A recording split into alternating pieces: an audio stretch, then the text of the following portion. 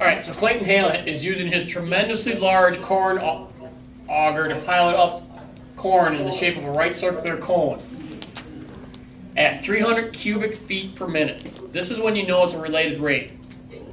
It is volume per time. You see it? If the radius and height are equal, how fast is the height growing after 10 minutes of piling corn?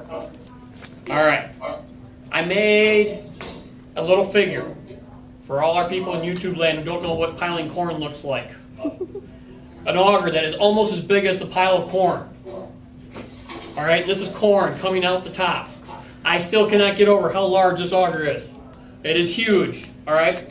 But this is what's happening. And we want to know how fast it's growing. Alright, how fast is the pile getting bigger? Alright? So, 13-inch, that's unbelievable. Alright. That's the problem. Everybody, we got to draw a picture. You got to draw a picture. Can you picture that it's a right circular cylinder of corn? And there's corn being piled on at that rate. Now, we don't have an equation yet, but units lead the way. What units are they in? They're cubic feet per minute. So what's the derivative of this? Me? Yeah. So your derivative is going to be D. dx dy. No. What's feet cubed? What's feet cubed, everybody? dv. dv. dt. Guys, volume is cubic feet. T is minutes. dv dt is 300 cubic feet per minute. The only other piece of information in this whole problem, guys, is that the time is 10 minutes. The assumption here is what? That when Clayton started piling his corn up, there was a pile of nothing. And I'm asking, after 10 minutes, how fast is this h changing? You guys understand the height? So there's a variable here.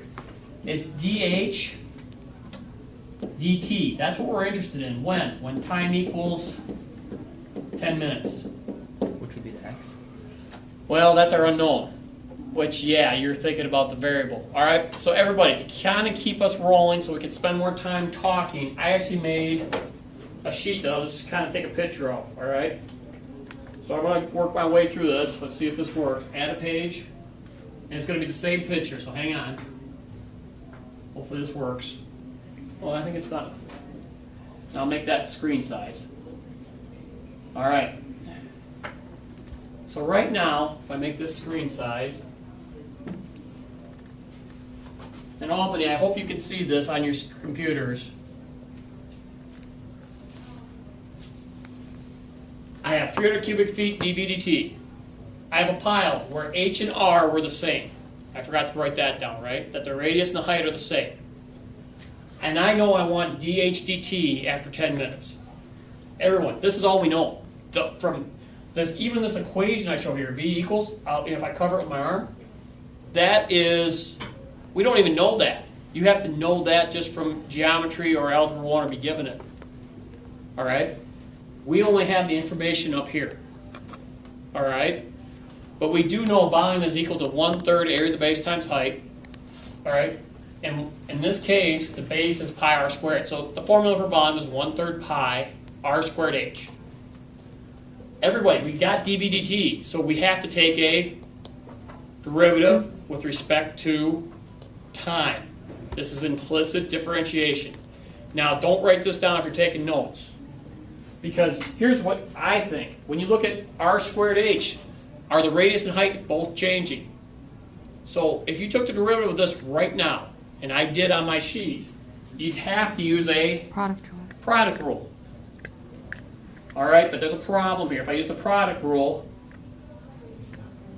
I almost want to stop right now, but I would take the derivative with respect to r first. Okay, so 1/3 pi, derivative of r squared is 2r dr dt, h, right? Plus, then derivative of h, right? 1/3 pi r squared, derivative of h is 1 dh dt. Here's the problem at this point. This is correct. This is correct. But here's the thing. If I look at what I know, I have too many unknowns right now. All right? I know dVdt, that's 300 feet per minute, right? The corn piling up. I suppose I can figure out R and H after 10 minutes, right? I can figure out the volume of the pile, back figure that. We're going to do that in a minute. But everybody, I want you to see that you don't know dRdt, and we're looking for dHdt. All right, now there's some relationship there, but there's just too many unknowns. So often what we're going to do is, before we take the derivative, we're going to talk about what we're searching for and can we simplify the equation. All right? Now, one of the things I'd like to know right away is, if I go back to the picture at the top for a second, I don't want to talk about time as 10 minutes. All right? I don't want to talk about time being 10 minutes. Time is not even in this equation. You guys agree? I want to know what R and H are at 10 minutes. Does everybody agree? So, everybody, at the bottom of the page here, and I'm just going to go down. And everyone, this is a pretty typical related, it's a lot to chew on. All right, but I want us to get a feel for it. So after 10 minutes, you guys agree? You're piling corn up at 300 cubic feet per minute times 10 minutes. I love units. So do you guys agree there's 3,000 cubic feet of corn in a pile after 10 minutes? And that is volume. So I set 3,000 equal to 1/3 pi r squared h. But we knew one other fact, that corn piles up at a 45-degree angle, almost exactly, as R and H were equal. And again, so I replaced R with H. H squared H is H cubed.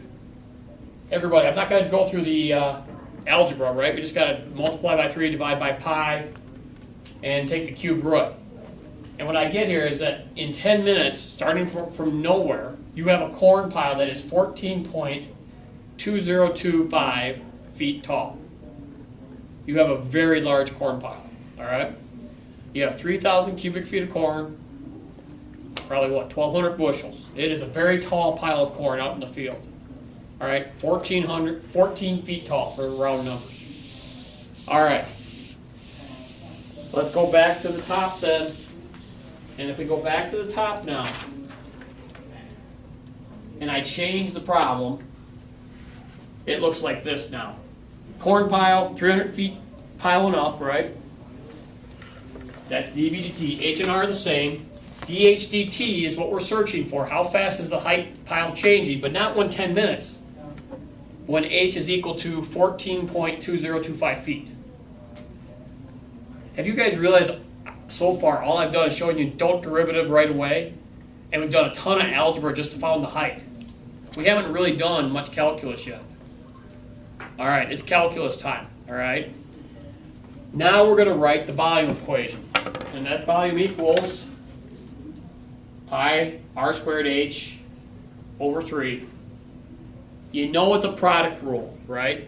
Unless you substitute now. So what if we put r and h in there now? And listen, do you substitute for r or h?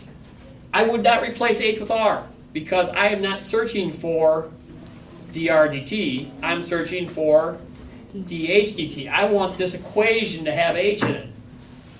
So I'm replacing r with h. And we've done that already to solve for it. So I can write volume equals 1/3 pi h cubed. Only for this case, right? If I tell you the radius is twice the height, it's a different equation. Does everybody agree? Mm-hmm. And this is what gets us with related rates. Every equation is new and unique, based on a 13-inch auger. All right? So everyone, take the derivative. Derivative of v is dVdt.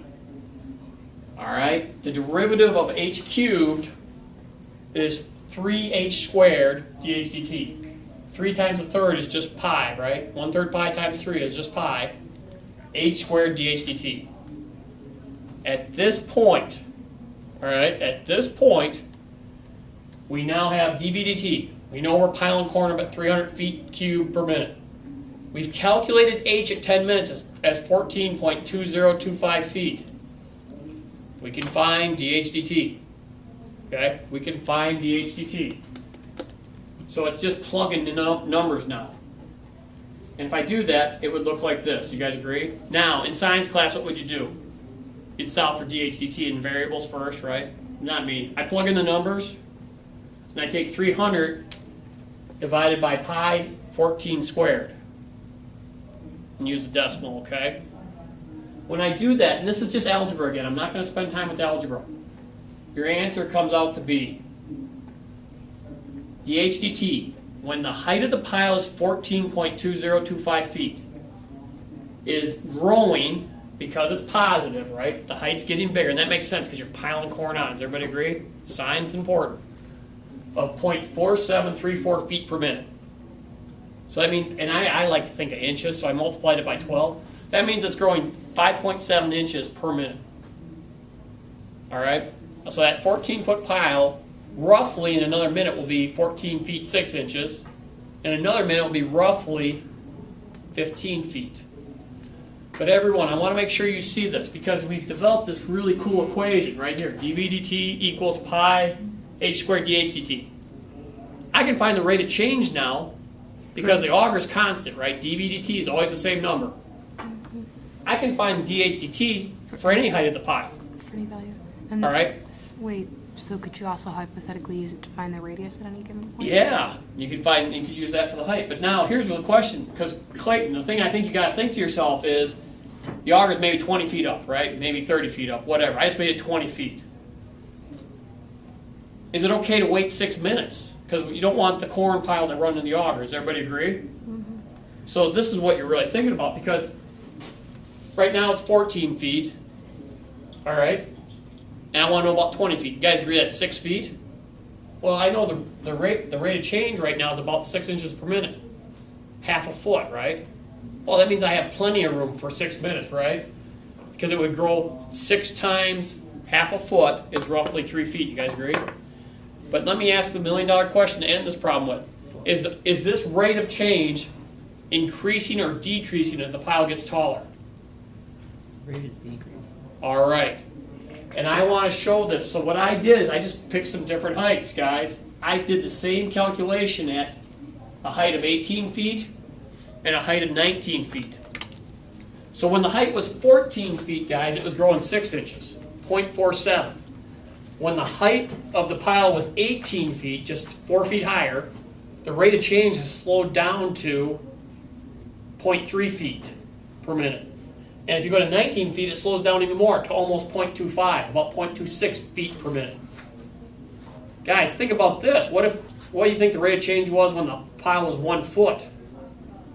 It was gigantic. The rate of change was 100 feet per minute, if you figure it out.